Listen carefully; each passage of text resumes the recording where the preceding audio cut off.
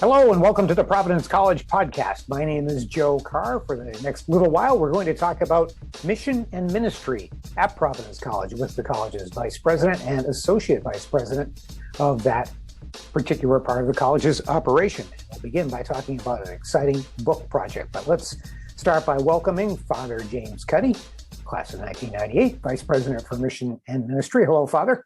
Hey, Joe, how we doing? Our most frequent guest on the podcast so far over the course of its several years. And for the second time, Associate Vice President for Mission and Ministry, Bob Pfunder, also a PC graduate from the class of 2009. Hi, Bob. Joe, you realize he's the brains of the operation here.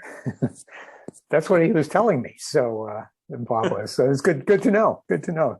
We really appreciate your time today. So much going on as we prepare to begin the fall semester. So much is different from the way it was last year at this time. But let's talk about this book project, because it's been really during this summer something that, well, frankly, all three of us have been involved in a lot, and it's been exciting, and it's really getting to the point where we can see it taking shape. But the book will be called Providence College, Our Catholic and Dominican Mission.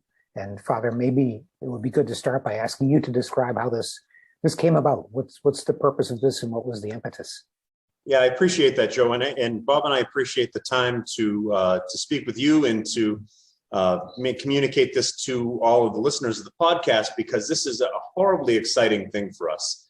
As you know, maybe some of the listeners know, Bob and I have been working together for a long time now, going back to when I was chaplain of the college, and Bob was a campus minister, coming right out of a lot of good work in graduate studies at the University of Notre Dame. And one of the things we noted then was that there wasn't a shared language on campus when it comes to mission. You know, so if you took 10 people at random, faculty, staff, students, and asked them to describe in a few sentences what we mean by Providence College is Catholic and Dominican, you could very easily get 10 different responses. And some would be spot on. Some would emphasize one point to the exclusion of others. Some might just be coming completely out of left field. And we realized that when we're talking about something so important and something that's foundational for what we do at the college, to start from a place without a shared language and a common understanding among all the members of our community was just setting us up for frustration and failure. We've seen this for years. And even to the point, and this is pretty funny, if we get into a contentious moment on campus, whether it's, an event takes place or is proposed, and it might not be entirely clear that this is something that will be well suited for the college, everyone would always claim mission. We need to do this. The mission demands it. Oh, we couldn't possibly do this. It's not in accord with the mission of Providence College. Mission would be used oftentimes by people making contradictory arguments. And so we said, all right, we've got an opportunity now to do this from the Office of Mission Ministry, to provide a service to the community, to say, what is it exactly that we mean when we talk about Catholic and Dominican? And that's what we've tried to do over the course of the past couple of years, and really in a particular and focused, intense way over the past year. That's what we tried to do in this book, and I'm really happy with where we are, and hope that we've been successful. Bob, tell us about Father Cuddy presenting this project to you, and how did he describe what the work ahead would be like? Yeah, part of, I think, one of the things that Father James wanted to cultivate in this position is, I think, intrinsic to a very well-integrated kind of mission-driven organization like ours in a Catholic sense, is we need to find ways to give our lay faculty and staff and students a sense of kind of responsibility, shared responsibility for the mission. And one of the ways you do that is you can set a vision, and you can invite people into that. And so I think when Father James approached me, our hope was that we'd write a book that was not going to be like, a doctoral level dissertation. We're not looking to go into those kinds of detailed sorts of things, but we're trying to set a vision. We're trying to share some of the fundamental stories of Catholic and Dominican mission, and to do it in a way that invites each of our community members more deeply into that mission. So write it in an invitatory way, and write it in a way that is hopefully going to be a blessing to the lives of everybody that's here. So that was essentially the pitch. And then, we spent a lot of the last year writing it, throwing drafts in front of a number of different community members, and keep rewriting those kinds of things, and kind of moved forward from there. And it's near the finish line, almost in final draft form now, and it's been put into layout. We've seen design concepts for it. It's going to be about 80 pages long. Should be terrific. Joe, I don't know if all of the listeners of the podcast appreciate the many different hats that you wear on campus, in the role that you've played in helping to bring this project across the goal line. So, Bob and I want to express our gratitude to you and the unique talent that you bring here, and the making available your wonderful team to help this happen. All that being said, I'd like to take the opportunity, beyond thanking you, to ask you when in God's name you're going to finish our book. I've been waiting to see this thing come out. Joe, enough podcasts. Get back to work. What do you think, Bob? It shouldn't be much more than a few more months, right? It would be. That's what Bob and I are waiting to sell the rights to this thing for the movie. It's going to be our Catholic and Dominican mission, the full-length motion picture. The Father James Cuddy story. Yeah. Perfect title. My best guess would be October 10th, October 15th, something like that. Oh, for the love of Peter and Paul. I'll believe it when I see it. It's going to take a month to print it, and that's kind of where we are now. But I think I know it will be very well received. It's a beautiful job. And let's talk a little bit about the collaborators and contributors, too. There are several voices in this, including some very familiar to people in our listening audience, because they've been part of the Providence College community for quite some time. I always appreciate the chance to come on and spend a little time with you, Joe. And I've got particular reasons every time as well, particular reasons. And I want to recognize my teammate, Bob Pfunder, right here. When you talk about all the different voices, for those who don't have the good fortune of knowing Bob personally, if you're on campus, make it a point to go say hi to Bob. He's got a brilliant mind, and he's a very fine writer, and the way that he's been able to think through so many of these issues pertaining to Catholic and Dominican mission and identity, both theologically in sort of a principled and abstract way, are great. The practical implications of those theological truths that have been culled along the way are made in eloquent and I think accessible ways. And so when we talk about the different voices that you're going to see in this book, I've got to say first and foremost how happy I am and how appreciative I am for my man right here for all of the good work that he's done. And I appreciate that. Hey, listen, this is what I'm giving you in lieu of a raise this year, so I hope you enjoy that. It's just as good. Is it? Question mark. No, but then one of the things that we realized too, and I certainly want to hear Bob's take on all this. If this were just a Father Cuddy and Bob Pfunder say, this is what mission is, the project might not get any further than the door of our office. We're very, very much convinced and really, really believe very, very strongly that mission is the work of the entire community. And by virtue of the fact that you're a member of the Providence College community, whether currently or a member of the alumni family, our extended family, that you have something to say about this. You have a part to play. The fulfillment of the mission, or living out the mission well, really depends on the participation of each member. And for that reason, it wasn't enough just for us to come out and say, this is what it is, but it was important to hear from others and to bounce some ideas off and solicit feedback from others. and I think if you were to go through all of the different drafts and all of the different sections and see the various iterations of this book as it went along the way, you'd really see the great contributions that many others have made. And if this is a good product in the end, it's in gratitude in large part to the participation of more people than we can count. Wouldn't you say, Bob? Yeah, I would say I would answer your question, Joe, I guess, in two sorts of collaboration. The first is what you notice in the book is that there's a main narrative as you read through it. That's kind of the main narrative of the text. That's kind of the main story we're trying to tell about what Catholic and Dominican mission is. But we wanted to make sure that this wasn't too abstract. We wanted to make sure that for every reader on our campus, that they hopefully find a way to see themselves in it. So there's places within that text where we do that. But we also created a host of different breakaway sections. And these are going to be sections that are focused on campus spotlights of programs or research that's being done that we think kind of is a wonderful example of the ways in which Catholic and Dominican mission integrates into the intellectual and the formative missions of the university.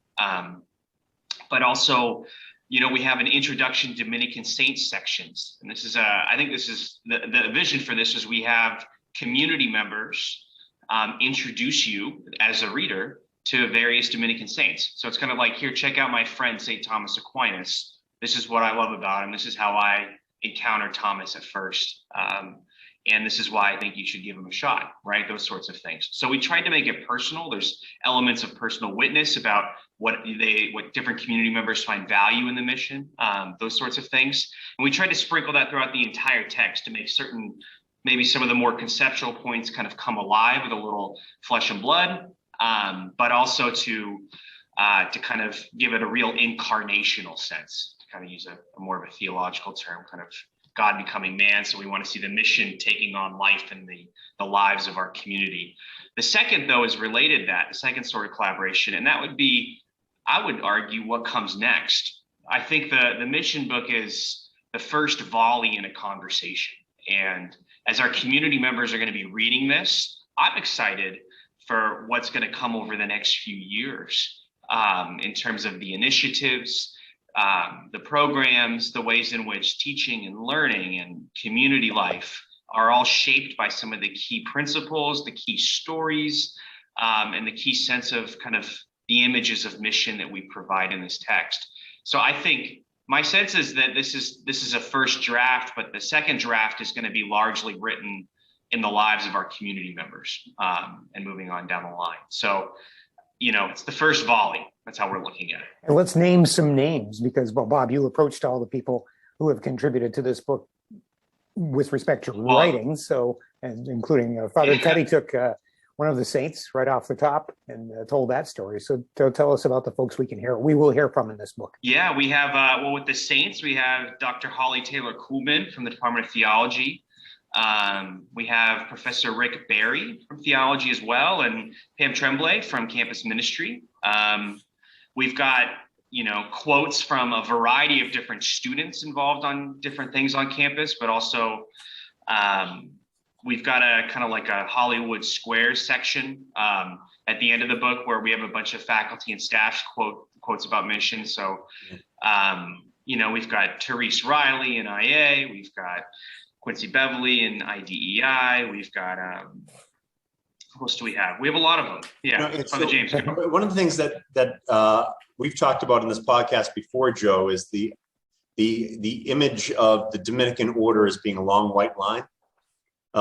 Starting with Saint Dominic and his first followers, and if you line up all the Dominicans from that time until now, into the future, until the Lord comes again in glory, you're going to see all kinds of figures responding to all different kinds of historical situations, responding to the needs of their times as creatively and faithfully as they can.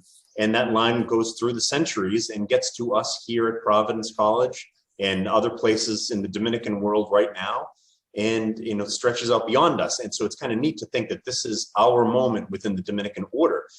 And so Bob's mentioned some of the people who are contributing, but for folks who are encountering this book and maybe encountering Catholic and Dominican things for the first time, you're going to hear from Saint Dominic, and listen, talking about Saint Dominic. We're going to have the Saint Dominic, Saint Catherine of Siena, Saint Martin de Porres. You can hear about some, those are some of the big Dominicans. You hear from, contributions from some lesser known Dominicans, though wonderful and holy and great writers and preachers in their own right. Anyone's going to come up on the short end of the stick when you talk about Saint Dominic. So people like Father Walter Wagner, who's a great pastor in our Dominican province and a wonderful, very holy man. You can hear about Father Gustavo Gutierrez, who's a Dominican who's largely considered to be the father of liberation theology. You're going to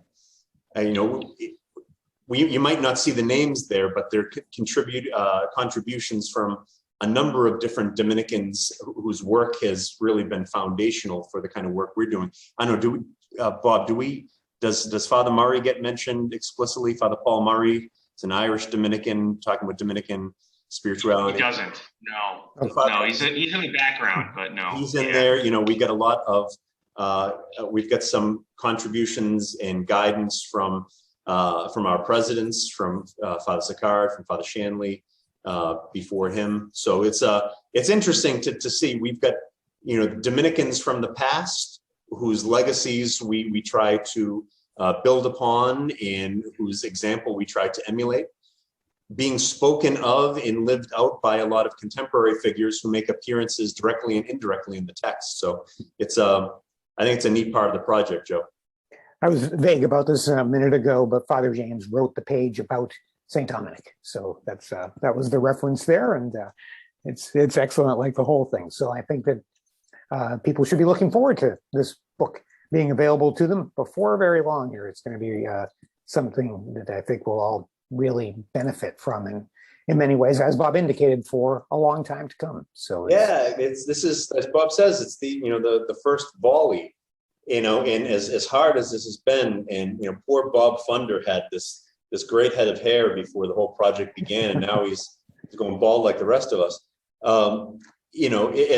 As difficult as the whole process has been to shepherd the project along here, this is really just the very beginning.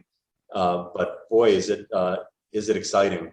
And we will, once the book is published, we're working on a web version of it too, so we'll make it available in some form digitally as the fall semester rolls along. That should be, hopefully, that will expand its usefulness to our community. It should be something to look forward to. Let's talk a little bit about some of the things going on in mission and ministry. And Father, I've heard you tell this story a few times, but Father Shanley called you, I guess, when you were in New York at one point a couple of summers ago and said, "You're coming back, Father James.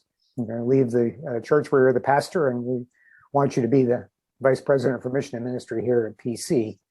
And then what was the first thing you did? I think the first thing I did was wept copious tears. I think that was the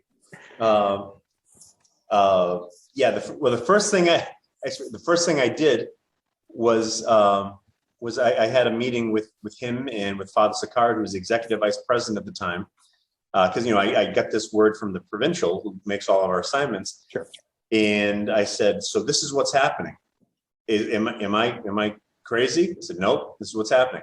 I said, "Are you sure?" "Yep." And I said, "All right, in that case, the first thing I want to do is I want to have Bob Pfunder serve as the associate vice president," which is that's not an exaggeration. That's not a tall tale. I said, I want to bring Bob, from his role as campus minister within campus ministry. I want Bob to be my teammate here in the office.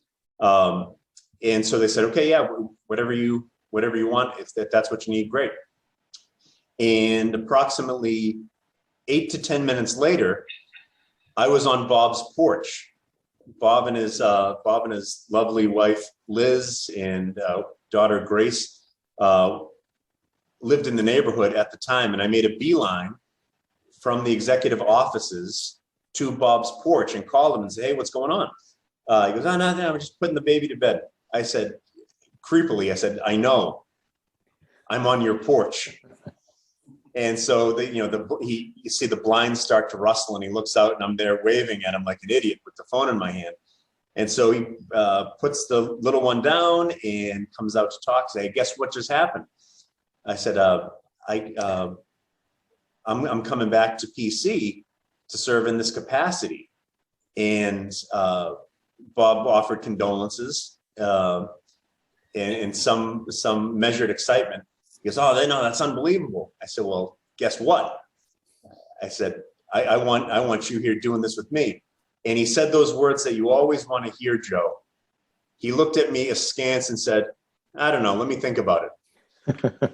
I said, that's not true. It is true. It's absolutely 100% true. He goes, no, all right, what he really said, I need to pray about it, which is a bad sign, Joe. Whenever someone says I need to pray about it, it means I don't want to do it. Let me pray about it. And so I said to him, and Bob will, of course, correct me if I'm exaggerating here. So, well, listen, you know how much I appreciate you and the work that you do, the creativity, the brilliance that I mentioned earlier. I really respect all of that and respect your work. I think we work well together. I think it will work for that reason. I've got a great personal affection for you and your family. And I think, we've been friends since we started working together, and the friendship continued when I went down to New York. I said, I think we'd enjoy working together. So I think it would work for that reason. I said, but even if those two things aren't compelling, wait till you see the pay differential. And if neither of those first two things convince you, you'd be raking in that big time associate vice president money at the college. So even if you hate me and you have no interest working together, at least take the check. And I don't know which of the three reasons were compelling, Joe, but he called back about 15 minutes later after praying on it, apparently. And here we are now. Made an offer that you couldn't refuse, Bob. What's your version of the story? It's similar. It's similar. Father James, I think, he's hired me now twice. The first time he hired me, my wife and I were going on an anniversary weekend together.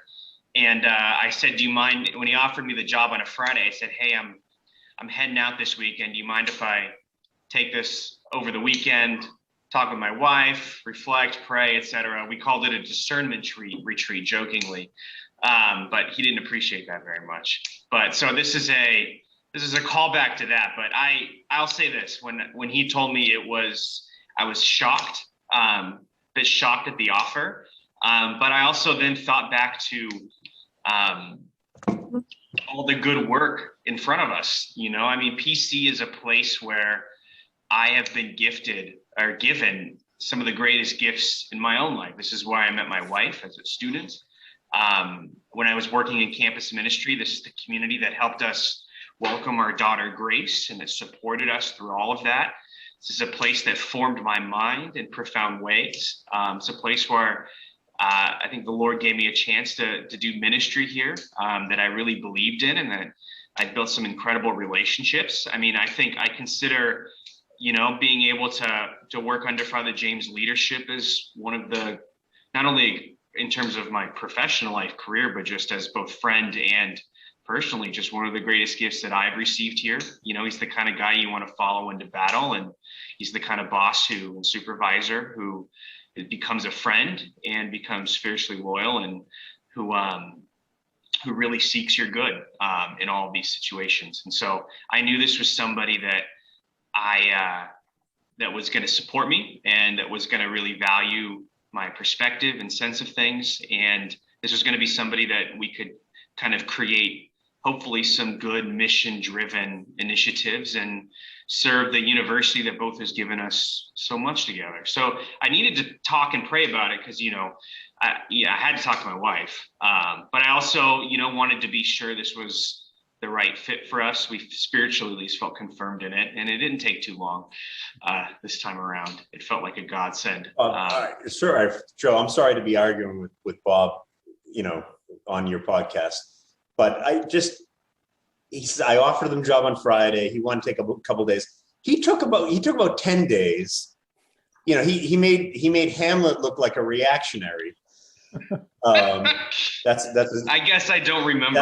That's a Civ reference right there. If anyone wants to, yeah, but and we should probably mention this too here. How our relationship has developed. Bob and Liz actually asked me to be the godfather to their child. Very nice. I'll let that one sit. You can take that one up if you want. All right. No. So but Joe, Bob said, would you like to baptize the baby? I said, I'd be happy to be the godfather to your baby. Then we had this awkward situation where he had to wiggle his way out. He didn't actually want me to be the godfather. He just wanted me to be the sacramental monkey conferring the sacrament of eternal life on his daughter. Not good enough to, we got to hire him a third time in order to be a godfather, apparently. Well, it worked out okay, right? So it's all fine. And so far, so good. That's right. And you're a great team. And all of us here at PC are really glad you're both in the roles that you're in. And there's so much to celebrate with respect to things that happen in mission and ministry. But for the benefit of our audience, let's talk a little bit about the structure. What do we mean when we say mission and ministry? Who does that involve and what parts of the operation? Sure. Well, we are I feel like you should probably answer some of this. Yeah. Probably James. So broadly speaking, we've got, I think that the biggest component of the Office of Mission and Ministry is the Office of the Chaplain in Campus Ministry. And you're gonna see a theme coming out here, Joe.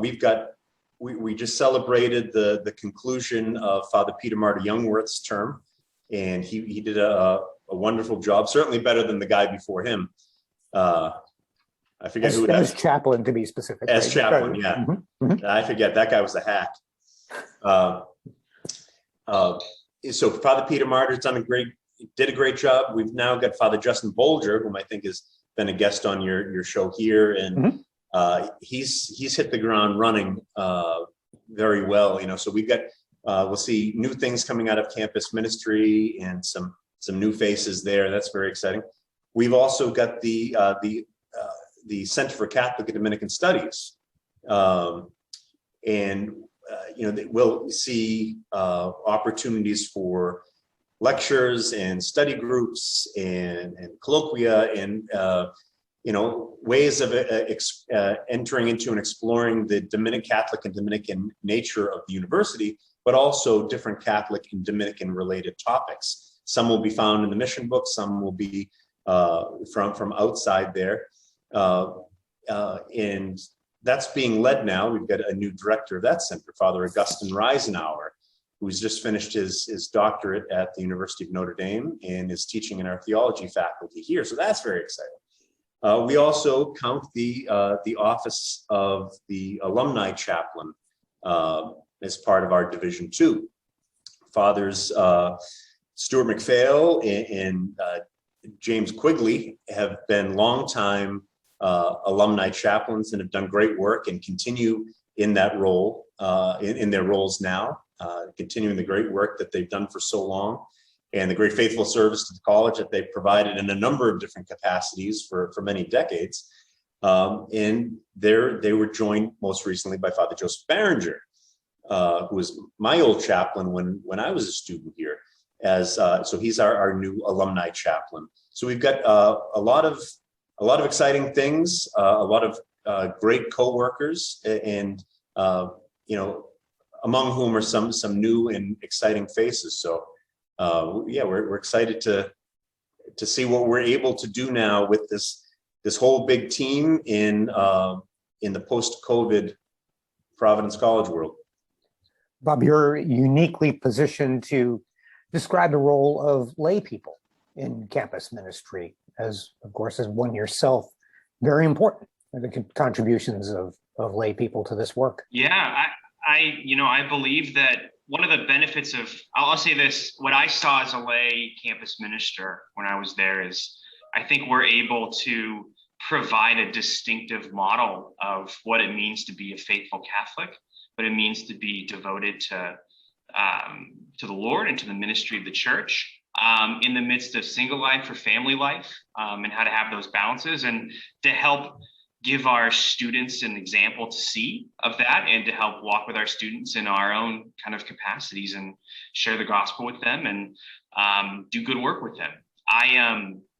And I also think one of the things that's really good for our students to see too is kind of good, kind of shared ministerial relationships between the Dominicans in the office and the lay staff in the office. I think seeing us all work together, sharing kind of a shared value for each other's distinctive missions in the office is a wonderful gift that we can give to our students. It gives our students, you know, kind of a sense of different vocations in front of them. It gives them different types of relationships that they can form, be it with kind of the men and women who work in our office, and the Dominicans and the friars and sisters.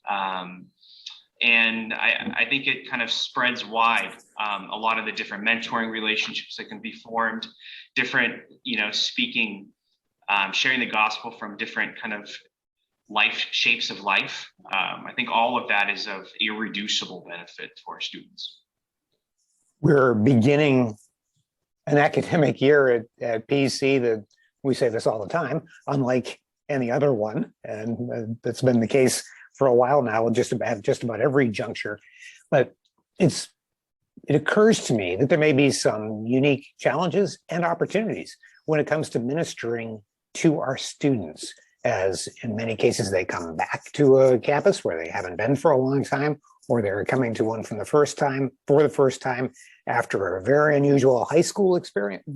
The variables here are pretty obvious, but what occurs to you when you think about the ways in which you will be helping students in the roles that you play?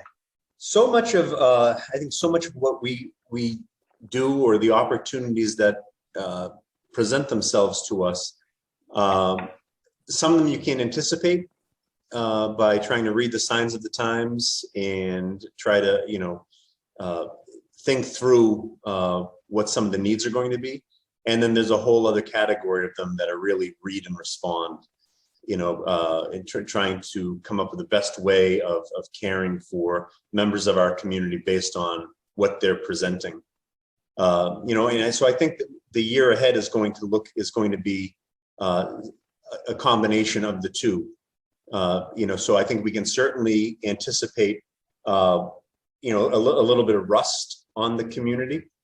You know, we haven't been able to do the things that we like to do in the ways that we do them for some time now. And as we start to resume a more ordinary expression of life, that's going to, you know, we might have to ease into that a little bit. And, you know, I think we'll try to respond accordingly there. I think we're certainly, I don't think it's crazy to think that we'll be looking at the need to help some of our students and to an extent faculty and staff members wrestle with some of the issues that came along with the COVID period and periods of isolation and quarantine, and, you know, being out of communion with each other. You know, there are physical effects, there are spiritual effects, there are psychological effects, and I think you know, there's going to be a lot of those issues that wind up cropping up that will require some pastoral response. So you know, we'll try to respond accordingly in all of those as well. I don't know if that makes sense. Indeed, it does. Anything to add to that, Bob?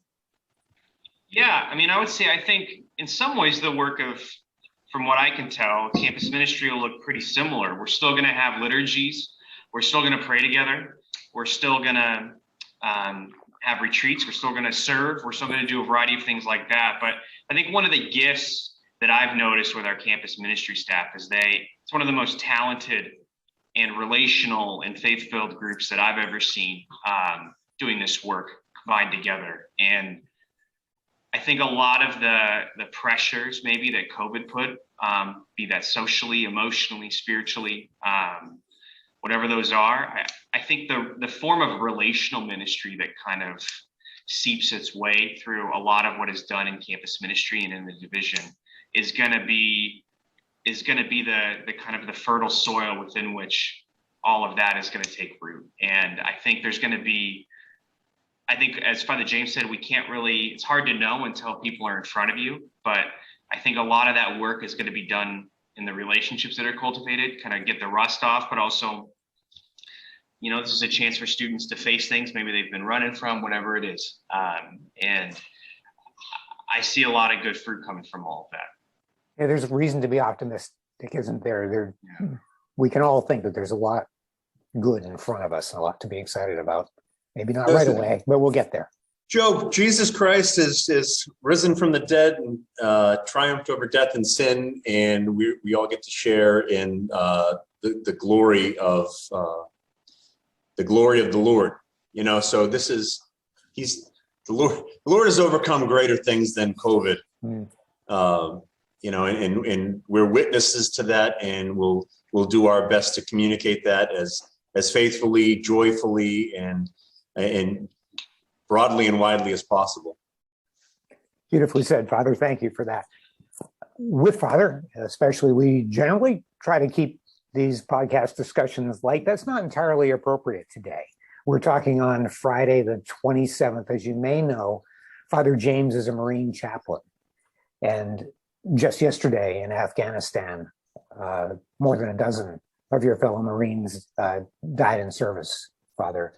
I'm sure that's weighed on you heavily over the past many hours, and I wonder if you would share some of what you're thinking with us. Yeah, thanks, Joe. I guess I'm.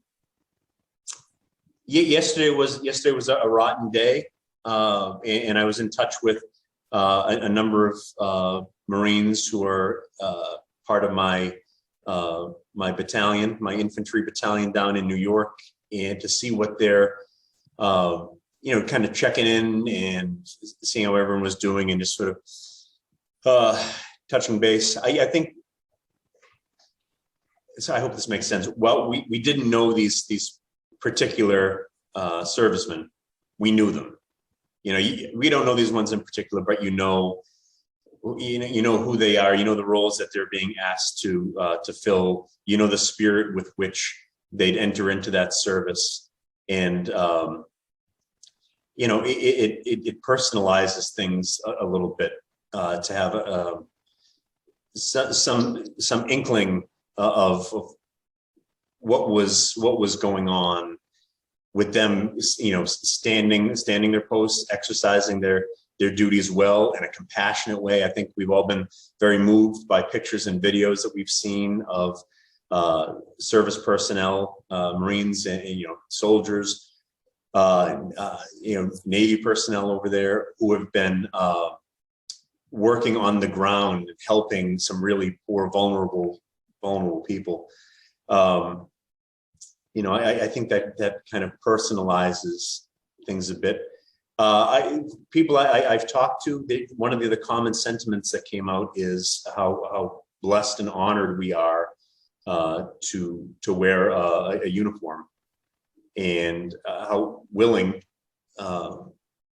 any number of people I talked to yesterday and today, willing to do whatever's necessary in order to try to bring a resolution to that situation that would protect and really save our own countrymen and women and friends and people who have done great work in the service of our country. You think of some of the Afghan citizens who so bravely assisted Allied forces over there, and so there's a willingness to do whatever is necessary in order to support those who are there now and bring this to the best possible resolution. But yeah, it's an awful day. It's an awful situation, and there are an awful lot of prayers being offered for the Lord's guidance of that situation on the ground, and all of our leaders who are in a position to try to determine a suitable course of action. Let us all join in those prayers for certain. And this is another example, as we've said so many times in these podcast settings, of why we so respect and appreciate your service in that ministry. And thank you for that, Bob. As the perhaps closest observer of Father James, what have you noticed in the past couple of years as he has added service as a Marine chaplain to his calling? It's been, I'll say this as your friend, it's been a real joy to watch because, I've learned all about how Marine uniforms are different than Navy uniforms. For instance, we went all into that. I've learned a lot about a lot of acronyms as well that I didn't know beforehand. The shape of life. I've even got to meet some of his colleagues in his battalion. It's been a real joy just as a friend to be able to watch him do something that he clearly loves. Father James is in a very administrative position, but he's, we like to joke, a man of the people. Man of the people, Bob. Man of the people. But he comes a lot. You could tell he's both naturally and supernaturally gifted in this sort of ministry. He's got a lot of courage. He's excited to be in that particular place, in people's very vulnerable places in people's lives, and potentially a great risk for himself. And he's the kind of guy that's going to run right in. So it's been a joy to hear. Basically, he gets 2 weeks and he goes camping, sleeps on the ground, and comes back stoked on it, eating MREs for 2 weeks. Clearly fatigued. I've noticed that too. But it's been, I think it's a great gift in his life, is what I've noticed. And it's been a joy to see. It's been a joy to see kind of the service kind of bear good fruit. You're very kind to say that, Bob, but let's be clear, Joe. Camping involves s'mores. There are no s'mores out in the field, therefore it's not camping. One of the other things that Bob neglected to mention is every time I go away, he's left holding the bag here on campus in the Office of Mission Ministry. So as supportive as he's been whenever I have an opportunity to go out, he's taken a lot of the work of this office on his own shoulders. So he's always been very gracious in helping me to get out, but never disappointed when I come back and he hands me a pile of things. Got a to-do list for you. Yep. We both had busy summers, so that so-called camping was 3 or 4 weeks ago in Quantico, right, Father? There's where it originated from. So that's right. In the very recent past, Bob, you also had an adventure this summer, which involves some cross-country travel and some wonderful things with your family. Yeah, I'm from San Diego originally, and we went out to San Diego to visit. My mother just moved to Rhode Island definitively, so sold the childhood home. So we went out as kind of a final goodbye to the old house, brought my daughter out, went to Disneyland, Legoland, those sorts of things, and made our way back, which was a lot of fun. My daughter's developed a real love of roller coasters. So She's 6, but it's a lot of fun. That sounds good. Well, it's been a pleasure to speak with both of you. And once again, the book will be along in a few weeks. It's going to be great. And we appreciate all the work that both of you have poured into this project over the past year. It is a lot, and it's really going to serve us well for a long time, something that the college has needed for a while. And thank you for making it happen. Thanks, brother. Thanks, Joe. Thanks for having us. We'll see you again. Have you back here again very soon, we hope. And good luck as the semester gets underway. Here we go. No turning back now. No turning back. God bless. Go Friars. Thank you for listening to the Providence College podcast. Feedback is welcome at podcast@providence.edu. For our producer, Chris Judge, I'm Joe Carr. Until next time.